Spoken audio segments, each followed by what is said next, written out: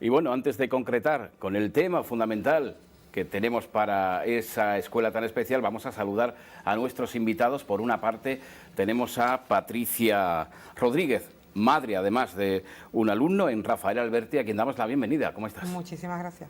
¿Cómo va el curso? Va bien, de momento va bien. Va bien, ¿no? Para lo que queda ya también. ¿Y la familia se implica, no se implica? En el caso de los institutos se implican un poco menos porque, como ya son mayores, que son mayores, claro, entre comillas. Depende más de ellos mismos, claro. Después sí, pero si después pides ayuda y tal, sí es verdad que hay muchas de ellas que echan para adelante. Que tiran para adelante, muy bien. Sí.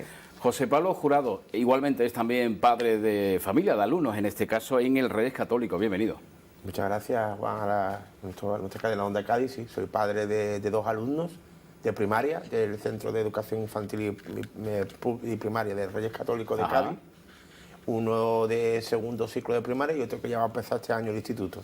Bueno, el año que viene ya el curso... Da el saltito ya siguiente, ¿no? Ya tenemos otras preocupaciones, ya estamos ya más cercanos a mi compañera Patricia. Perfecto. José Pablo, antes de concretar el tema, el de hoy, vamos a recordar un poco, para aquellos que nos siguen el programa La Buena Educación, en qué consiste esta cita mensual que tiene Onda Cádiz precisamente con vosotros.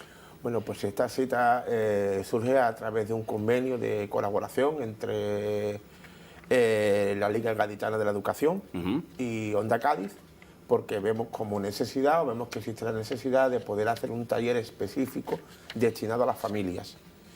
Consideramos a las familias como una parte fundamental del ecosistema educativo. Están los docentes, está el alumnado y está la familia como uno de los pilares básicos, y vemos necesario tener una serie de talleres de índole o de frecuencia mensual para que poder explicar a la familia temas específicos relacionados educativos, pero desde el punto de vista de familias.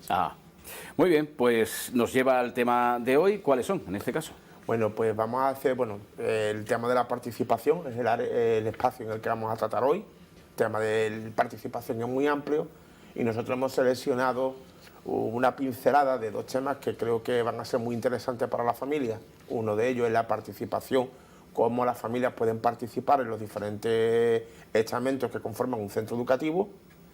Mi compañera Patricia va a poner también la pincelada en cómo pueden participar aquellas familias que tengan niños con unas necesidades educativas especiales. Y ya la segunda parte, pues veremos un poco cuál es la problemática o las situaciones a las que se enfrentan las familias diariamente en los diferentes centros educativos. Perfecto. Bueno, yo como padre, lo primero que quiero saber, ¿cuáles son los órganos en este caso que trabajan para que haya ese encuentro y y que vayan de la mano todos los padres con toda la información que se precisa? Pues muy bien, Juan, mira, como padres, todos los padres, una vez que decidimos escolarizar a nuestros hijos en un centro público gaditano, estamos asumiendo una participación. O sea, aunque no queramos participar, ya participamos. Ya participamos. Como tutores legales de nuestros hijos, pues ya tenemos una participación, se nos pide opinión, y tenemos una interacción con el profesorado, con el tutor académico, con el secretariado, con la dirección del centro, es decir, ya hay una participación. Pero bueno, no obstante, esa participación puede ir incrementándose a medida de que nosotros tengamos como padres la necesidad de tener una mayor implicación o querer ejercer nuestro derecho a participar en el día a día de los centros educativos. Lo primero, es a través de los papás y las mamás delegadas. Es una figura muy importante, son elegidas por el resto de las familias y su principal misión y función es servir un poco de enlace entre el profesorado, los tutores académicos, con el resto de la familia. ¿Cómo? Pues mira, desde tareas que se queden un poquito en el tintero, hasta incluso pedir voluntariado de familias para actividades específicas como el Día de la Paz, el Día de la Familia, etc. Después está lo que es el AMPA, que es el órgano de representación de las familias por antonomasia en los centros. El AMPA, es la Asociación de Madres y Padres de Alumnos. Y todos voluntariamente podemos pertenecer o podemos estar asociados dentro del AMPA. Y una vez en el AMPA, pues hay una serie de elecciones donde el número de personas que forman ese AMPA, esa junta directiva del AMPA, está en función del número de alumnos del centro, pero que tiene que tener siempre un presidente o presidenta, secretario o secretaria, tesorero, tesorera y vocales, ¿vale? En función del número de alumnos. A partir de ahí, la función principal del AMPA es representar a las familias en aquellos temas específicos de familias que afecten a la globalidad del centro. Muy claro es el tema de los comedores, por ejemplo, de los horarios, de la comunicación ahora, por desgracia, de los protocolos COVID, de hacer fiestas o jornadas de convivencia. Todo eso es promovido a través del AMPA. A partir de ahí llega el siguiente estamento, que es el Consejo Escolar, que es el órgano de consulta y decisión del centro. O sea, el centro consultivamente está, podríamos decir, gobernado, valga poco el símil, con el Consejo Escolar, que está formado tanto por la dirección del centro como por representantes de los profesores en cada uno de los ciclos, como por representantes de las familias, también elegidos en elecciones específicas para Consejo Escolar, y por personal adscrito no docente, conserjería, secretariado. Y su función del Consejo Escolar es regir, digamos, el colegio en el sentido de la aprobación de presupuestos, la aprobación de las actividades extraescolares de los proyectos, definición, no en temas académicos, pero sí en temas de funcionamiento del colegio. Temas académicos, potestad del claustro de profesorado, pero sí en temas de funcionamiento, de horarios, de compadres, de actividades extraescolares, de presupuestos, de objetivos, eso a consulta del Consejo Escolar, que también participa una representante del ayuntamiento, porque las competencias en los colegios en el centro la tiene el Ayuntamiento de Cádiz, lo que es el mantenimiento del centro. José Pablo, hay a lo mejor un papá, una mamá nuevo en todo esto y dice, a mí me da un poco de pánico, de miedo todo esto. Lo primero que puede hacer un padre, una madre en este caso, es ponerse en contacto con quién. Lo principal es considerar que cuando tú entras nuevo en un sitio te generan una serie de dudas, que lo vamos a ver en la segunda parte, que sí es verdad que estés desorientado porque todo el funcionamiento te parezca nuevo, y lo fundamental a la entidad donde tenemos que llamar siempre a la puerta es al AMPA. Perfecto. Pues ya el AMPA como representante de nosotros, de la familia, pues ya en función del tema específico, pues ya ellos actúan o lo gestionan de una manera u otra. Patricia conoce un poquito más el tema de cerca, pero sí nos queremos centrar, Patricia, en esos niños y niñas con alguna necesidad especial también. Hay que tenerlos y queremos tenerlos en cuenta. Pues sí. Para este caso es exactamente igual los padres y madres con niños con necesidades educativas especiales. Yo sí, como madre de un niño con necesidades educativas especiales, sí los animo más todavía a que participen de la escuela y que, porque en la escuela, creo que el miedo que se tiene cuando se entra en la escuela es el miedo al que te digan, quieta parada, que aquí los que mandamos, entre comillas, somos los docentes. Pero no es así, los docentes, o sea, el personal en las escuelas agradece la participación de los padres en el día a día. Y sobre todo cuando los padres y madres que tenemos niños con necesidades educativas especiales, bien dando, no consejos, pero sí hablándole de cómo es el niño, de lo que necesita. De todas maneras, hay logopedas, PT, monitores, y todos ellos van a escuchar a los padres y a las madres, todos, pero sin lugar a dudas, y no va a haber un momento en que te digan, mira, no. O sea, que esto cuando se hace en global, se hace para sí, todos. Es que es eso, porque todos buscamos, dentro de la escuela pública, lo que buscamos es el bienestar de cada alumno y alumna. Entonces, la participación es muy importante en estos casos. Sí es verdad que hay un proceso también para todo esto. El profesorado generalmente es el que se da cuenta, a no ser que sea alguna patología que ya lo veas desde un principio, como por ejemplo el mío, que lo que tiene es parálisis cerebral, entonces tú lo ves. Claro.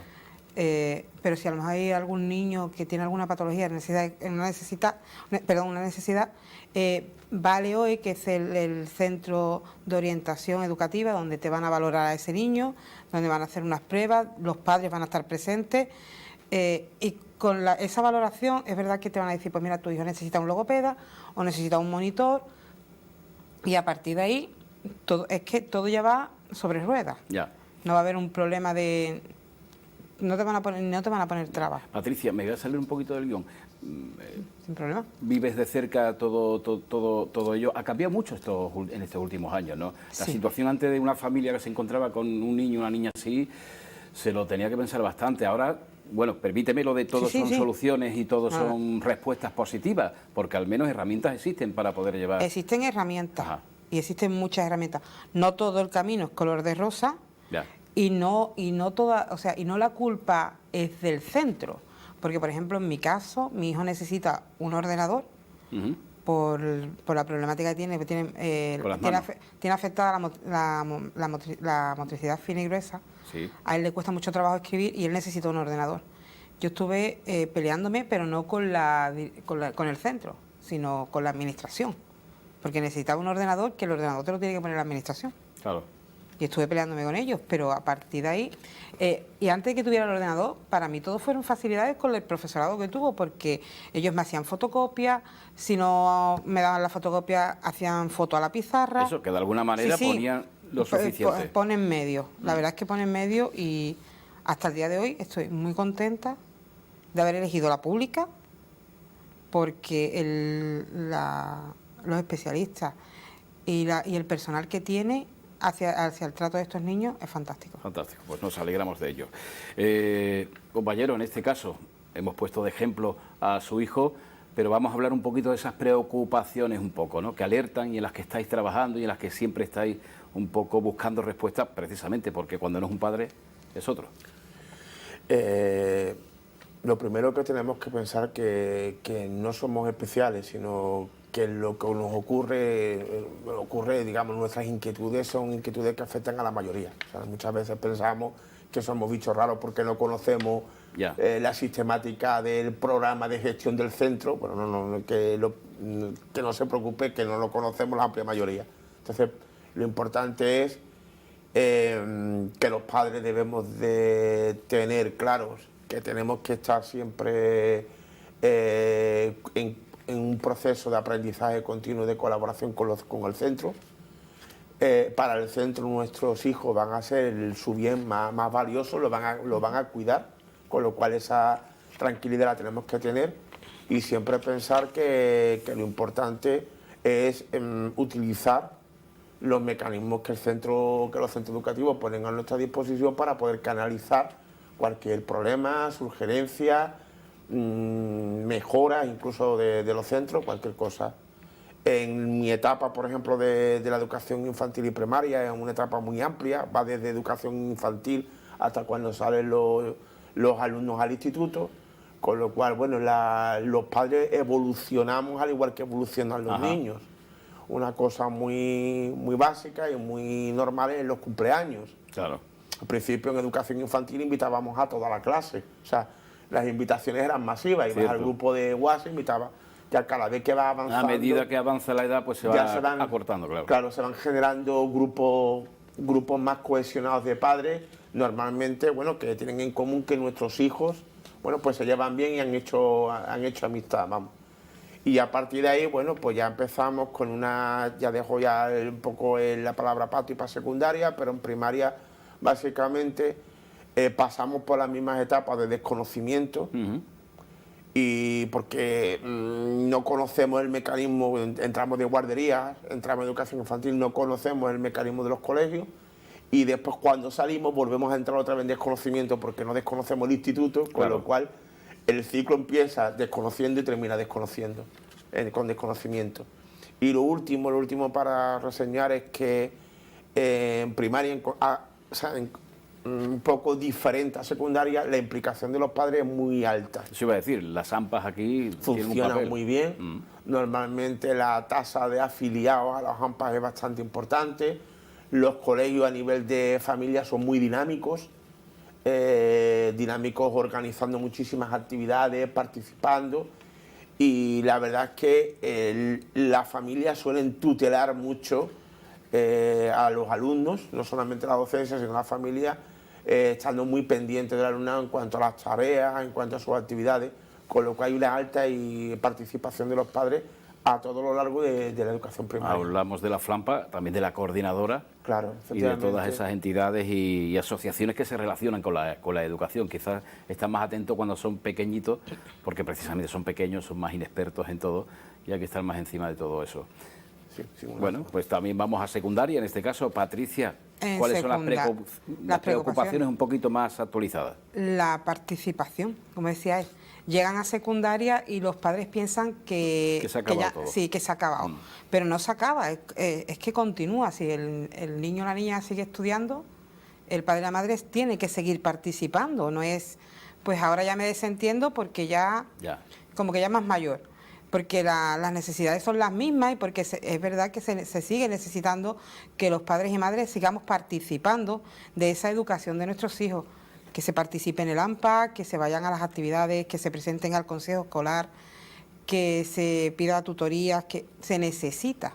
Es donde se pueden apoyar, ¿no? Claro, porque al fin y al cabo, cuando llegas a sexto de primaria, la educación del niño no se corta, por lo tanto la nuestra como padres tampoco se termina ahí, ¿sabes? Y se debería de seguir participando, y es lo que ha dicho él. Es verdad que en las AMPAs de los colegios de primaria es muy alta y sin embargo es todo lo contrario cuando se llega a secundaria. Ya. Y nos vemos muchas veces en la tesis de hacer alguna actividad y somos 4. Eso iba a decir yo, quizás en primaria está más marcado lo de hacer actividades, por la edad que tiene, no sé ya si en secundaria un poco se dispersa. En secundaria se hacen muchas actividades, muchísimas, y se celebran igual que en primaria todos los días señalados como el Día de la Paz, el Día de la Familia, el Día de Andalucía. Aparte después también se hacen otras muchas actividades que ya, claro, es por la edad, pero hay concursos literarios, concursos de inglés, de deletreo, de matemáticas. De hecho ahora había un concurso de matemáticas muy importante. Y la participación de los padres es muy poca, ¿no? muy poca. Y entonces yo desde aquí sí animo a esos padres y a esas madres que piensan que ya porque sus niños están en secundaria, que pues ya no tengo nada que hacer. No, se tiene que hacer. Hay más cosas que hacer incluso que cuando están en primaria. Fíjate. Oye, y a la hora de buscar ayudas, en este caso profesionales que puedan ayudar, no sé si hay mucha diferencia o no sé si eso es cosa también ya del centro. No, la verdad que no hay mucha diferencia. Básicamente es lo que hemos hablado. Debe haber una línea continuista más que rupturista. Es decir, los problemas son los mismos. La única diferencia en secundaria, que no la tenemos en primaria, es que además de los problemas educativos, se vienen los problemas de personalidad, los problemas de adolescencia. Claro. Pero eso, aunque está implícito y está en la mochila del proceso educativo, es un profesional diferente, es decir, que ahí tienes que utilizar otras técnicas más distintas a lo que es la meramente educativa. ¿Puede dar la sensación que por ser mayores, digo la sensación, ¿no?, los problemas son más graves o no? En infantiles hay también. No, en infantiles hay igual de problemas y lo más grave es por la edad y porque el niño ya teóricamente ya conoce o tiene mayor conocimiento de lo que está bien y está mal. Pero digamos, entre comillas, los problemas de convivencia, los problemas son los mismos. Yo creo que lo que la agrava es que el niño ya tiene su personalidad, se ha forjado ya con 13, 14 años. Ya... Sí, pero Patricia, le damos la vuelta a todo. Para llegar a tener personalidad hay que saber crearla y entenderla y llevarla a cabo cuando es pequeñito. Claro, entonces, pero más o menos cuando son pequeños más o menos se dejan guiar más. Eso sí. Cuando ya tienen, ya son más mayores, ya tienen ese carácter que ya está sacando el carácter. Sí. Y es verdad y te los ves. Y es ahí, creo yo, que cuando los padres debemos estar más atentos, claro. Sí. Yo lo que le pediría a los padres en la etapa de secundaria, de hecho yo me lo he propuesto porque yo dentro de nada seré padre de secundaria, es dar autonomía, porque es bueno dar autonomía a sus hijos en temas académicos. O sea, el niño académicamente tiene que hacer su autonomía, debe de saber cuándo tiene que estudiar, qué tiene que estudiar, debe saber organizarse, pero quizás nosotros debemos de tutelar más aquellos aspectos no académicos, pero que son fundamentales y que después se revierten en los aspectos académicos, tales como generar un buen ambiente en el instituto, generar un buen ambiente de convivencia, tener un adecuado conocimiento y tolerancia y respeto hacia los diferentes. Quizás eso es lo que las AMPAs y las familias de secundaria deberían de incidir más, porque en primaria sí se incide en eso, pero sobre todo se enfoca mucho al tema tutelar académico. Claro. José Pablo, Patricia, todo esto da para hacer otro programa si cabe, ¿no? Estamos un poco condensándolo todo para que quepa en este ratito de programa que tenemos.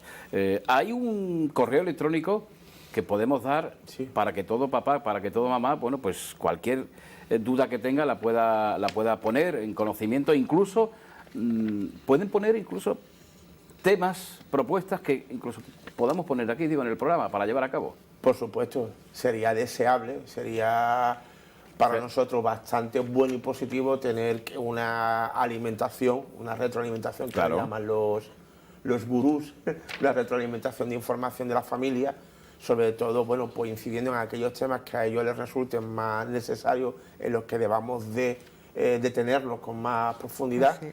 Incluso cualquier duda, cualquier necesidad de aclaración, nos brindamos, o decimos el correo, es todo junto y en minúscula, escueladefamiliascadiz@gmail.com, sí, donde nos pueden remitir cualquier tipo de información, cualquier tipo de necesidad, incluso transmitir cualquier experiencia que ellos hayan tenido en un centro educativo, y que nosotros contestaremos con con placer y con gusto.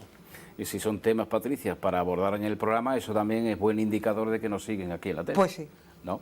Y de que escuchan y de que quieren participar. Y prestar atención. Es muy importante lo que decía Patricia, precisamente cuando ya son más mayorcitos, como que el papá y la mamá dicen, bueno, que se lo hagan ellos solos, que ya nosotros pintamos menos, pero no. Es una etapa importantísima para después, lógicamente, dar el salto al instituto, a bachiller, y luego que ya cada uno pues decida hacer lo que quiera hacer, pero claro, hasta el final los padres tenemos que estar ahí para ayudar en todo lo posible. Pues no sé, Patricia Rodríguez, José Pablo Jurado, de secundaria, de primaria, ¿alguna cosita para despedirnos? Pues bueno, yo me gustaría, Patricia, bueno, pues daros las gracias, dar las gracias a poder tener una voz, que podamos llegar a muchas familias, y desear eso, que ser padre es para toda la vida. Y en ese tramo donde el niño tiene que aprender, hay que estar encima de ella. Sí. Patricia, ¿algo más? Yo simplemente agregar a lo que ha dicho mi compañero, que sobre todo por las familias que tienen niños con necesidades educativas especiales, sea del tipo que sea, que no tengan miedo.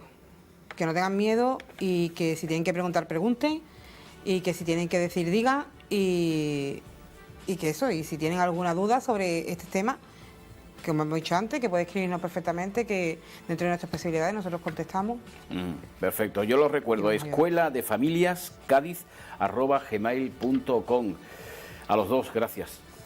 Repetiremos la experiencia con otro tema fundamental también como padres, que estaremos encantados de escuchar y de aprender. Gracias. Y nosotros de venir. Muchas gracias.